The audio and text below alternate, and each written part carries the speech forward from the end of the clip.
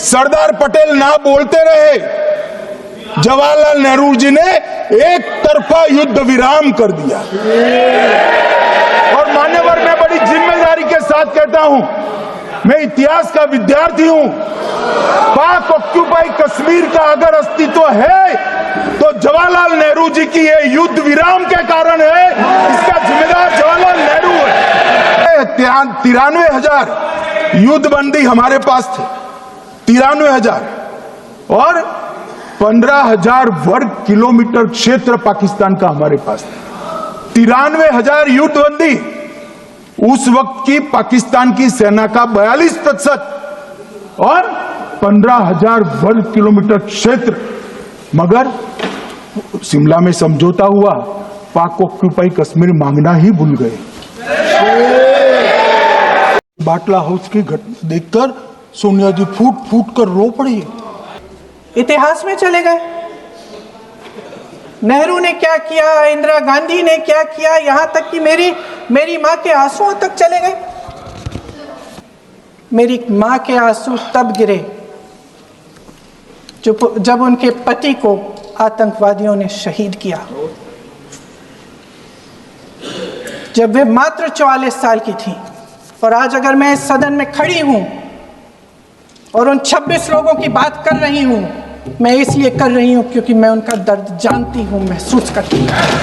इतिहास की बात आप करिए, मैं वर्तमान की बात करना चाहती हूं। आपको तो एक बहाना चाहिए, आपको तो एक बहाना चाहिए। पूरे परिवार का नाम गिनवा देते हैं। अरे अपनी जिम्मेदारी खुद लीजिए। 11 सालों के लिए तो सत्ता में आप हैं। अभी नेहरू को छोड़ नहीं रहा। कल माननीय गौरव गोगोई जी ने अपने भाषण में पूछा गृह मंत्री जी से, क्या आपकी जिम्मेदारी नहीं थी? मैं देख रही थी। राजनाथ जी, रक्षा मंत्री जी यूं अपना सर हिला रहे थे, कुछ बोले नहीं।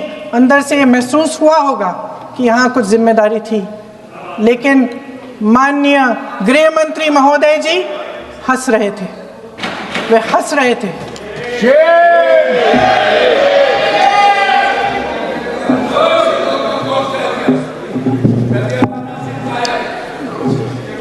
अध्यक्ष महोदय, कल सत्ता पक्ष और आज भी सत्ता पक्ष के नेताओं ने 2008 के मुंबई के हमलों का जिक्र किया, बार बार कहा कि मनमोहन सिंह जी की सरकार ने कुछ नहीं किया। ये तो जानकारी होगी ना कि उसी समय जब वो आतंकवादी हमला चल रहा था, तभी उन आतंकवादियों को मार डाला था। एक बचा था और उसको भी फांसी दे दी थी 2012 में। महाराष्ट्र के मुख्यमंत्री ने इस्तीफा दिया। देश के गृह मंत्री ने जिम्मेदारी लेकर इस्तीफा दिया। एक जवाबदेही थी पब्लिक के प्रति, एक जवाबदेही थी इस देश की जनता के प्रति, इस देश की धरती के प्रति।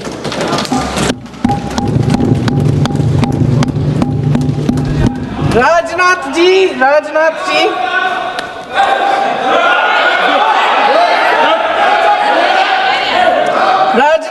तो पुलवामा, उरी और पठानकोट के समय गृह मंत्री रहे थे। आज वे रक्षा मंत्री हैं और हमारे गृह मंत्री महोदय श्री अमित शाह जी के नाक के नीचे पूरा मणिपुर जल गया, दिल्ली में दंगे हुए, पहलगाम में हमला हुआ और आज भी वे उसी पद पर बैठे हैं। क्यों? अध्यक्ष महोदय, बमबारी से अखबारों के हेडलाइन बनते हैं, मगर कहानी सुरक्षा में की चूक में भी है। आज देश खोखले भाषण नहीं सुनना चाहता, देश जवाब चाहता है, तसल्ली चाहता है कि सच उससे छिपाया नहीं जाएगा। देश जानना चाहता है कि उस दिन अप्रैल 22, 2025 को क्या हुआ और क्यों हुआ। आप तो खुद अपनी पीठ थपथपाने में लगे रहते हैं। सेना, देश, संसद से सच छुपाते हैं। ऑपरेशन सिंदूर जब शुरू हुआ, हम सब ने समर्थन किया, सब एकजुट होकर खड़े हो गए इस देश के लिए। दोबारा होगा, दोबारा खड़े हो जाएंगे। अगर हमारे देश पे हमला होता है तो यहाँ इस सदन में किसी भी पार्टी का हो, कोई भी हो, सब आपका समर्थन करेंगे। और हमें अपनी सेना पर गर्व है कि उन्होंने इस बार भी दृढ़ता से लड़ाई लड़ी, धैर्य से लड़ाई लड़ी, वीरता से लड़ाई लड़ी। लेकिन इस ऑपरेशन का सिंदूर का क्रेडिट, उसका श्रेय तो हमारे प्रधानमंत्री जी चाहते हैं। सही भी है, ठीक है, सही है, श्रेय ले, श्रेय ले। ओलंपिक्स में हमारा मेडल आता है, उसका भी श्रेय लेते हैं, ले। लेकिन सिर्फ श्रेय लेने से नहीं होता नेतृत्व, जिम्मेदारी भी लेनी पड़ती है।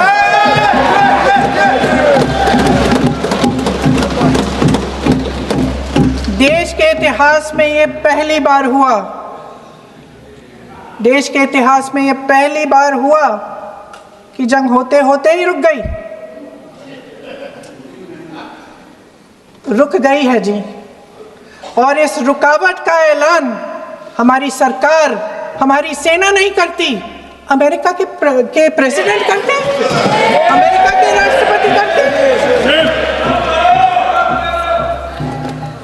ये हमारे प्रधानमंत्री महोदय की गैर जिम्मेदारी का सबसे बड़ा प्रतीक है।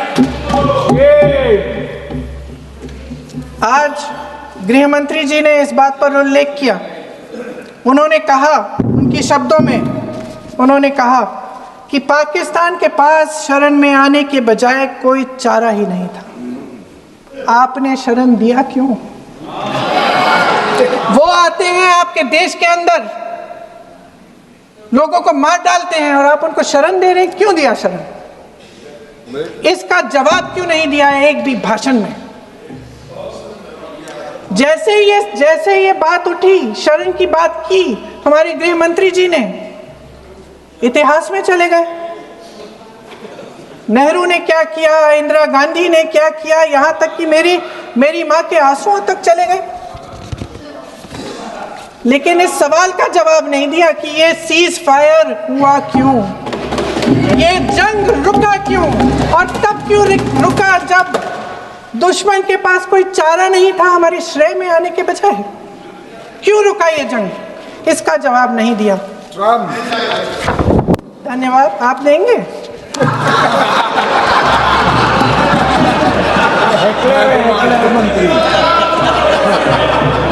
देना भाई देना, आपको टाइम मिलेगा तो। टाइम नहीं मिलेगा आपको शायद। वैसे महोदय, मेरी माँ की आंसू की बात किए, मैं इसका जवाब देना चाहती हूँ। मेरी माँ के आंसू तब गिरे जब उनके पति को आतंकवादियों ने शहीद किया, जब वे मात्र 44 साल की थी। और आज अगर मैं इस सदन में खड़ी हूं और उन 26 लोगों की बात कर रही हूं, मैं इसलिए कर रही हूं क्योंकि मैं उनका दर्द जानती हूं, महसूस करती हूं।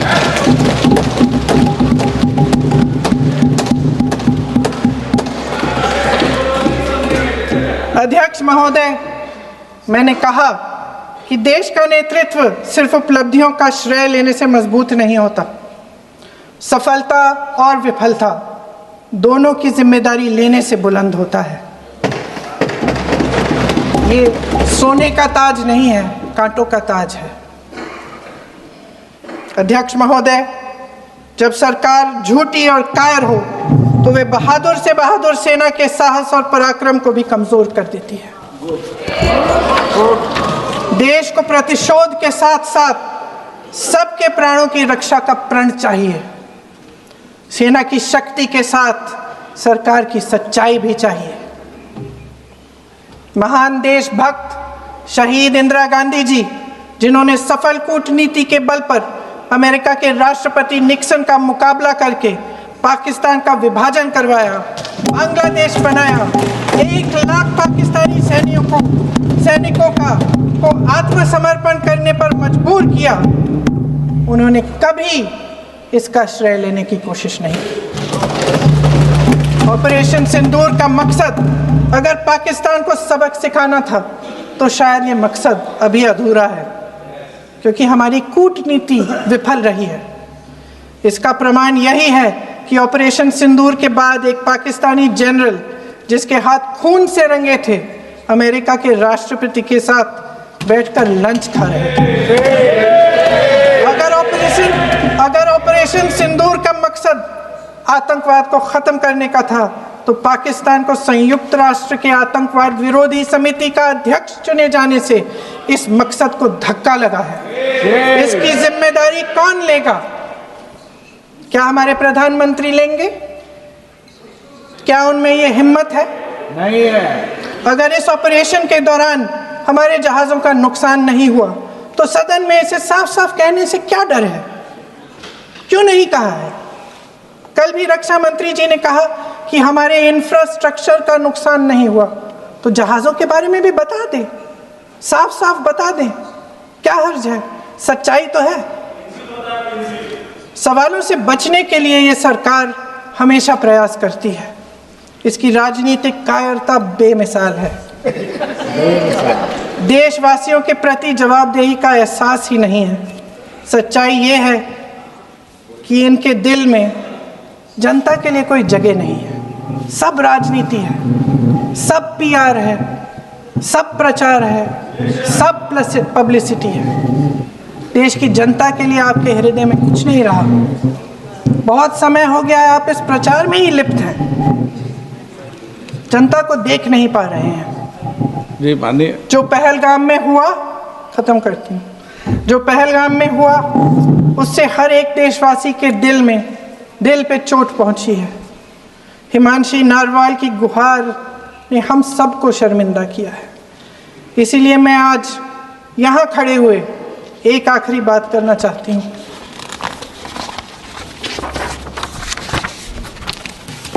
इस सदन में लगभग सभी के पास सुरक्षा है, सुरक्षा की व्यवस्था है। हम जहाँ भी जाते हैं हमारे साथ सुरक्षा कर्मी आते हैं। आपको भी मिल जाएगी, आप मंत्री बन जाएंगे, आपको भी मिल जाएगी। मैं मजाक की बात नहीं कर रही हूँ, थोड़ा सा धैर्य रखिए। उस दिन पहलगाम में 26 परिवार उजड़ गए। 26 लोगों को अपने परिवार के सदस्य के सामने मारा गया। 26 बेटे, पति, पिता गुजर गए। उनमें से 25 भारतीय थे।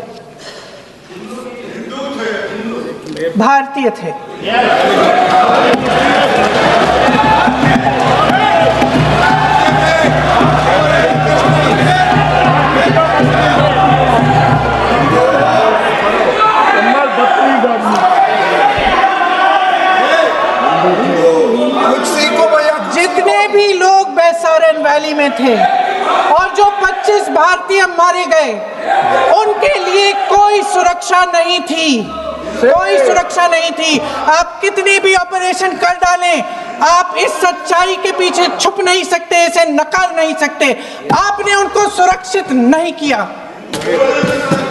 कोई शर्म नहीं है, कोई शर्म नहीं है, कोई शर्म नहीं है और ना कभी होगी। सुन लीजिए। प्रियंका गांधी का ये शानदार भाषण कैसा लगा? अमित शाह जवाहरलाल नेहरू आए सोनिया गांधी पर बोल रहे थे, जिसके बाद प्रियंका गांधी उठ खड़ी हुई और शानदार जवाब दिया। इन सब के बारे में आपका क्या कहना है? कमेंट करके बताइए और ऐसे ही और वीडियो देखने के लिए चैनल को सब्सक्राइब करके बेल आइकन प्रेस कर लीजिए।